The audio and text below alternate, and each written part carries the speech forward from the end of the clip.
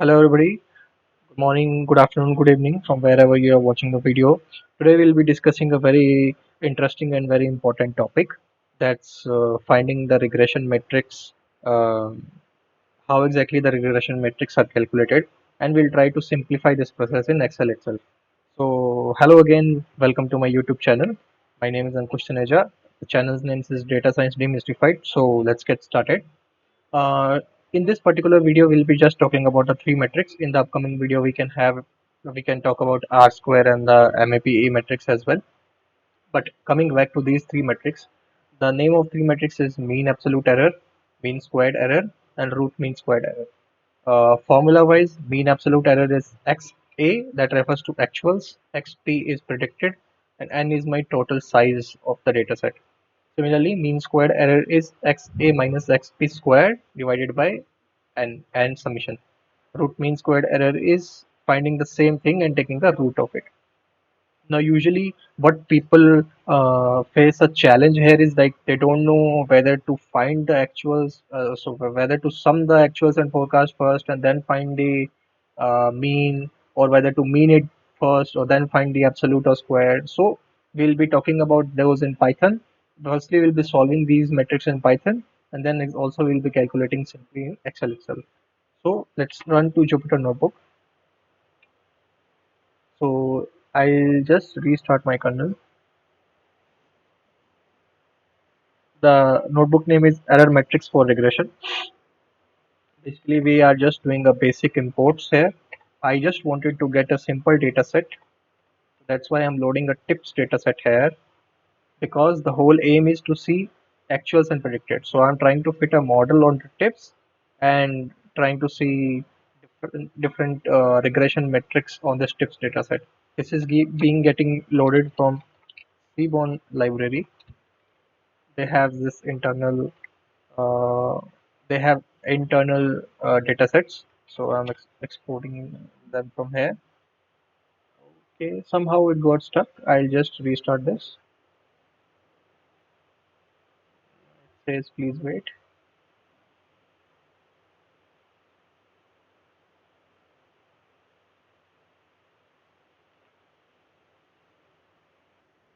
Okay, sorry for the time. Somehow kernel got stuck and it started again.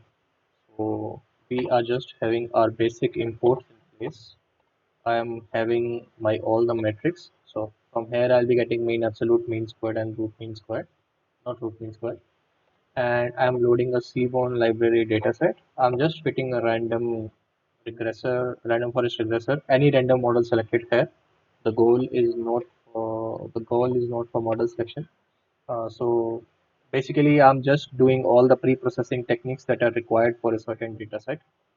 Meaning, if you see this data, it is having some categorical columns and some numerical values. So I am just treating those values by creating a pipeline. So that's how pipeline look like. Please let me know in the video if you will be interested to see how exactly to work with pipelines as well. Now I am just doing a predict, and this is how my random forest predictions look like. Just to see how exactly they are behaving with respect to actuals. This is my actual tip and this is my predicted values. So we see that we are able to draw a straightforward line, and there seems to be a huge amount of correlation between the values. We are getting a good predictions over here.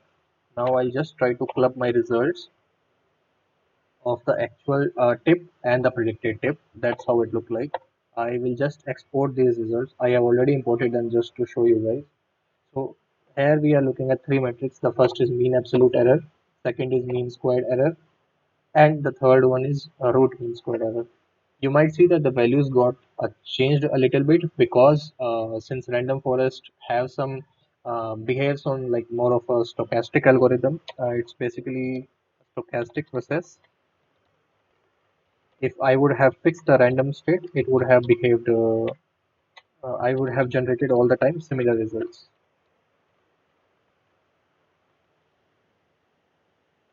So that's why it seems to be fluctuating with the results, but that's not a problem.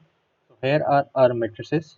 Now we jump to Excel to see how exactly we can calculate these same matrices in Excel as well.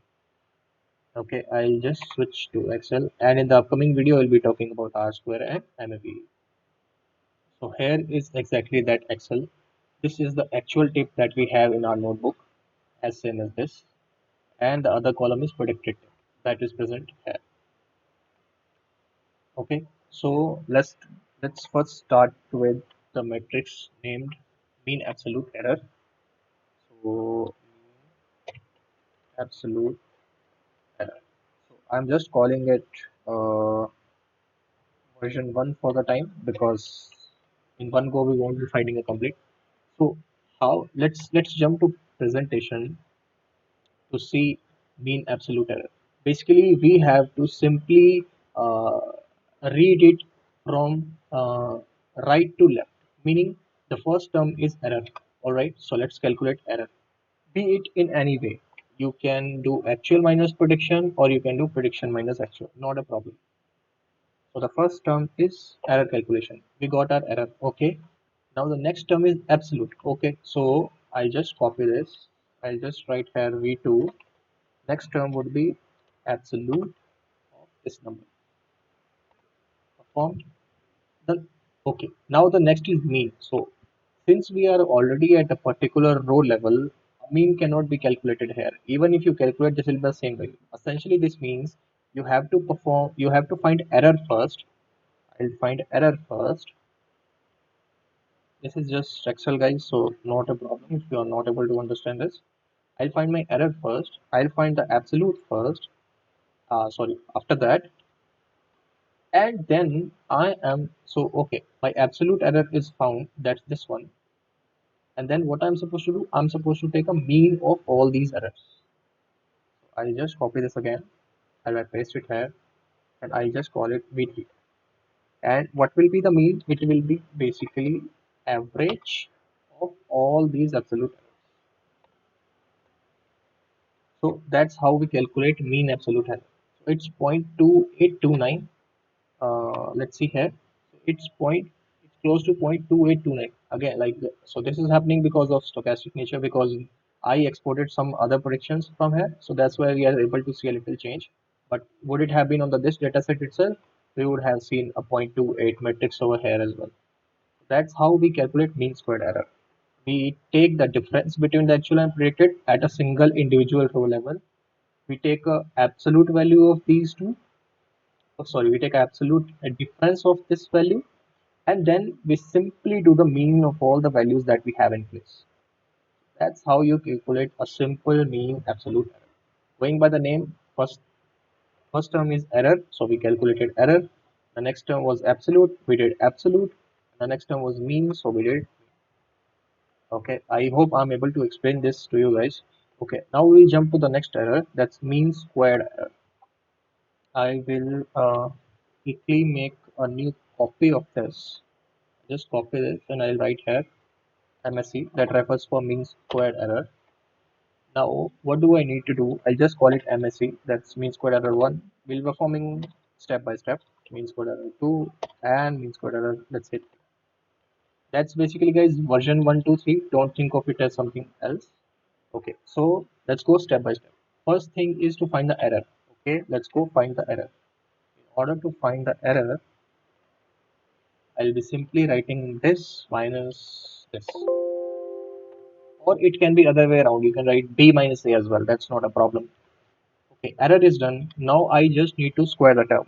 Okay, for squaring, there's a function named power here. I write power this number and to the power 2. And now I need to find mean of all these values.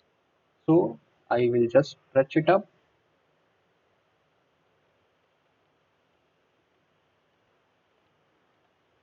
Similarly, I'll be doing for this. Now this column is my squared error. Squared error at a row level. I calculated the difference. I calculated the square. Now in order to find the mean, I'll be simply writing average here, and I'll be passing my all the squared errors. And that's how we calculate mean squared error. That's coming out to be 0.11. This won't be same as we see in notebook, but let's see. So it's closer. 0.4. this 0.145.56. Okay, not a problem for squared, so that's why. But that is what we are likely to get here. Next, let's jump on to next error. That's root mean squared error. Okay, let's start it step by step. Firstly, we're gonna be calculating the error itself. I'll just copy this. It will be most likely be same as MSC. Firstly, we founded this error. So here is our error. The next term is squared error. So this is squared error. SQUARED error.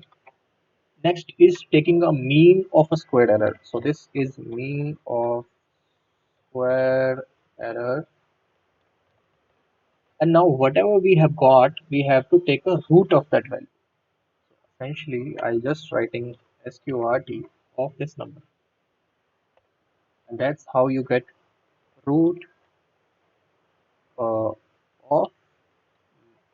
mean of squared error.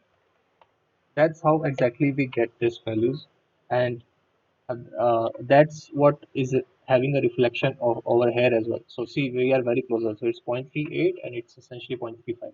The reason I told is basically random forest has been fitted multiple times, so that's why it caused me the different results. Now, what essentially this mean? Why I wanted to show you this is because whenever we see these things here, sometimes we get confused like how exactly they might have been calculated here. Is it at a row level, or are we taking a square of complete data first and then calculating the mean? And the confusion goes so on and so forth. So that's why in simple example I wanted to show this is how exactly a particular operation is done for the error.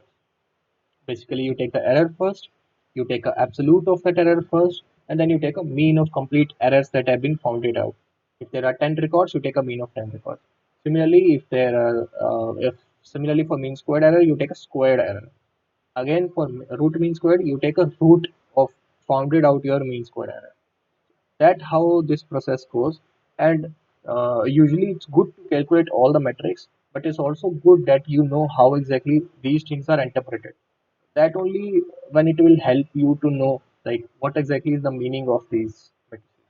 And in the upcoming video, I will also like to talk about MAPE and R square. And please let me know if you have any doubts. I'll be happy to take that in comment section. And let me know if you are liking this video by hitting the like, subscribe, share button. And that's pretty much about this video, guys. Thank you so much.